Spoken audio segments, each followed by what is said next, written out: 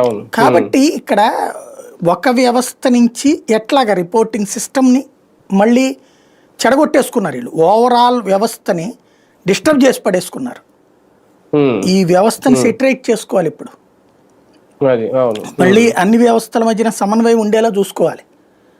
ఇట్లాంటిది ఏదన్నా వచ్చిందంటే ఇమీడియట్గా ఆ ఏరియాకి సంబంధించిన హెల్త్ సెక్రటరీ, మున్సిపాలిటీ అయితే మున్సిపాలిటీ, కార్పొరేషన్ హెడ్కి చెప్పాలి. కార్పొరేషన్కి మున్సిపాలిటీలకి హెల్త్ ఇన్స్పెక్టర్లు ఉంటారు.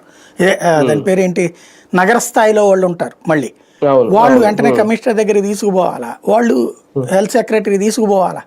ఇదో ప్రాసెస్ ఇది. ఈ ప్రాసెస్ మిస్ అయ్యింది ఇక్కడ. ఆ ప్రాసెస్ని అర్జెంటుగా సరి చేసుకోవాల్సిన అవసరం ఉంది. అంటే రాజకీయ కోణం ఇందులో చూడకూడదు, కానీ ప్రతిపక్షాలు లాంటివి ఇలాంటి వాటి మీద స్ట్రాంగ్ గా తీసుకుంటే గానీ అధికార పక్షం కదలదు అనేది, ఆ విషయంలో ఏమన్నా వీక్ గా ఉందా ప్రతిపక్షం ఇలాంటి విషయాల్లో పాయింట్ రైజ్ చేయడం? వాళ్ళు రైజ్ చేశాకనే కదా వీళ్ళు బయటకు వచ్చింది.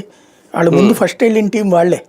వాళ్ళు వెళ్ళిన తర్వాత కలెక్టర్ వీళ్ళ టీం వెళ్ళారు. కాకపోతే ఏంటంటే నేను అనేది ఏంటంటే ఇందులో నేను రాజకీయ ఇంపాక్ట్ అనుకోను నేను వీటిది.